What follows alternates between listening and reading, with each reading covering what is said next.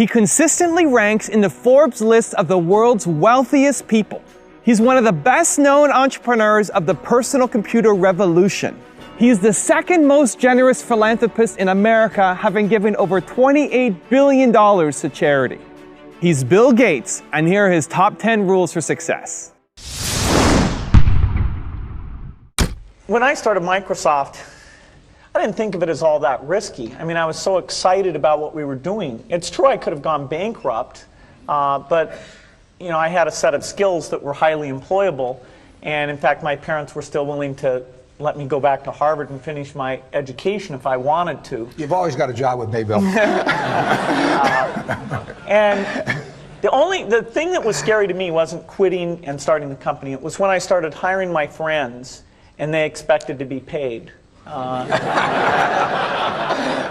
And then we had customers who went bankrupt, customers that I'd counted on to come through. And so then I got this incredibly conservative approach that I wanted to have enough money in the bank to pay a year's worth of payroll, even if we didn't get any payments coming in. And I'm almost true to that the whole time. We have about $10 billion now, which is pretty much enough for the next year. Anyway, if you're going to start a company, it takes so much energy that it better overcome your feeling of risk.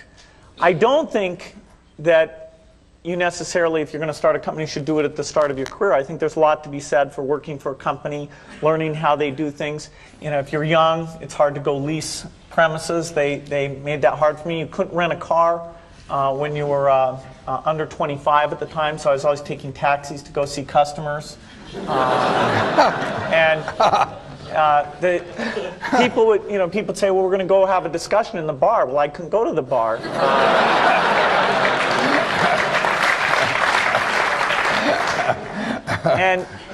But that's fun, because I'll tell you, when people are first skeptical and they think, oh, this kid doesn't know anything, then when you show them you've really got a good product and you know something, they actually tend to go overboard and they think, whoa, they know a lot. Let's really do an incredible amount with these people. So our youth, at least in this country, was a huge asset for us once we reached a certain threshold. It's hard to hire older people because they'll be a little bit conservative about whether they should come and take the risk. And it took 3 or 4 years before we could go out into the normal sort of employment pool. But those problems that come with starting a firm, you better think of those as part of the pleasure, part of the challenge that is part of the excitement. I want to thank Harvard for this honor. I'll be changing my job next year, and it will be nice to finally have a college degree on my resume. I applaud the graduates for taking a much more direct route to your degrees. For my part, I'm just happy that the Crimson called me Harvard's most successful dropout. I guess that makes me valedictorian of my own special class. I did the best of everyone who failed. But I also want to be recognized as the guy who got Steve Ballmer to drop out of business school.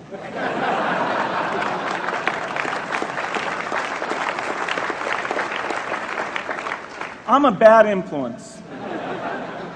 That's why I was invited to speak at your graduation. If I'd spoken at your orientation, fewer of you might be here today. I'm in meetings a lot. My calendar gets very full with those, and then at night, after the kids have gone to bed, I'm on email a great deal. I get messages during the day. That's my chance to give long responses. And then over the weekend, I send a lot of mail as well. I take 2 weeks a year to just go off and read and think, where I'm not interrupted by work or anything else. I'm just solidly trying to think about the future, and people get to send me things to read as part of that so-called Think Week. So it's a nice mix of things. About 25% of the time that I'm out traveling around, meeting with customers, Europe, Asia, and that sort of helps me think, okay, do we have the right priorities? What are people responding well to, and what would they they like to see us do better. Hello, I'm Bill Gates, Chairman of Microsoft. In this video, you're going to see the future, Windows. Microsoft first came up with the Windows concept back in 1983. And today, the leading software users have switched into the Windows environment. It's really incredible how quickly our powerful applications like Word and Excel and PowerPoint have been adopted. It's not just Microsoft applications. Even companies like WordPerfect and Lotus have now come out with Windows applications. And every week we see new innovative work. It's really attracting all the innovation in the industry. We predicted this a long time ago, and now it's the future. The key point there is you've got to enjoy what you do every day. And for me, that's working with very smart people. It's working on new problems. You know, every time we think, hey, we've had a little bit of success, we're pretty careful not to dwell on it too much because the bar gets raised. I love bridge. Bridge helps you think. It's a game you can play your entire life and keep getting better and better. I think anybody who's good at bridge is going to be great at a lot of things. So I really encourage people to get involved, and I want to thank the people who've put things together for juniors. They'll be thanking you the rest of their life because bridge is such a great sport. I talked to my dad, I talked to Warren, I talked to my wife Melinda. So I have enough people that know me and actually know where my judgment isn't its strongest, where I might get overexcited about something or forget to think about something. And so they're good at correcting, particularly Melinda, good at correcting whatever those blind spots are. And I think it's good to encourage your friends and advisors to really give them that license. I can go to a party and forget to say hello to various people or something. That's a very minor example of my blind spots. Not to the hostess. Well, Melinda would help me do that. Yeah, she would, So, a small number of people that you can turn to on certain key things is a great asset. My best business decisions really have to do with picking people. Deciding to go into partnership with Paul Allen is probably at the top of the list. And then subsequently hiring a friend, Steve Ballmer. And having somebody who you totally trust, who's totally committed, who shares your vision and yet has a little bit different set of skills, and also acts as a check on you. Some of the ideas you come up with, you run by them because they're going to say, hey, wait a minute. Have you thought about this and that? And just, the benefit of sparking off of somebody who's got that kind of brilliance, it's not only made it fun, but it's really led to a lot of success. So picking a partner is crucial. I had one habit that I developed when I was at college that was actually a very bad habit, which was I like to show people that I didn't do any work and that I didn't go to classes and I didn't care. And then at the very last minute, like 2 days before the test, I'd get serious about it. And people thought that was funny. That was my positioning, the guy who did nothing until the last minute.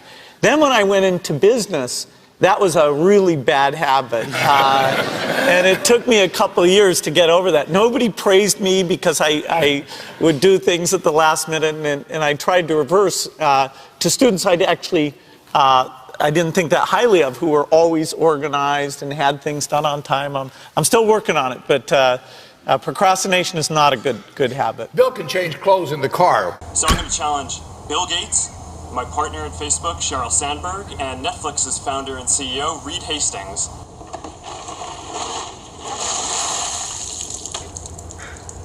I'm glad to give to ALS. It's a great cause, but I want to accept this challenge. I want to do it better than it's been done.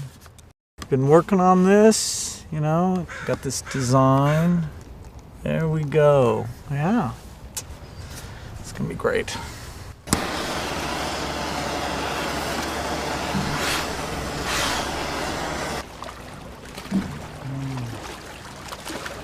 I'm here to join the people bringing attention to Lou Gehrig's disease by taking the ALS Ice Bucket Challenge. I'm going to challenge 3 more people: Elon Musk, Ryan Seacrest, and Chris Anderson of TED. Consider yourself challenged. You have 24 hours. Good luck.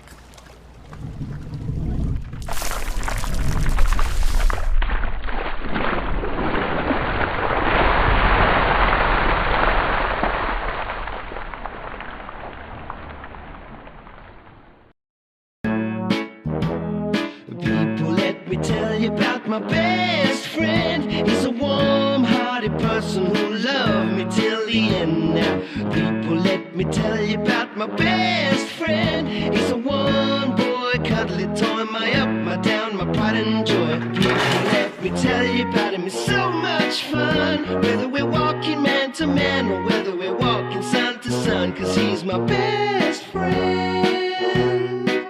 Yeah, he's my best friend. La la, ba da da da ya, ba da da ya, ba da da ya.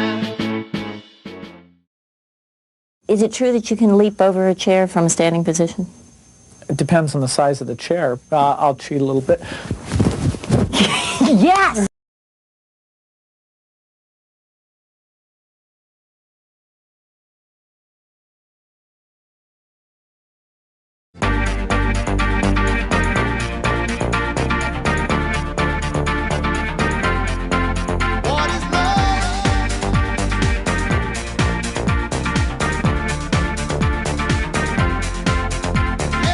By the way, I believe in winners and losers, and especially the freedom to fail. Who? Him? Who? Him? Who? Him? Him? Who? Me? I don't know why you're not there. I need da da da. No way! What is love? Baby, don't hurt me. Don't hurt. Oh, behave.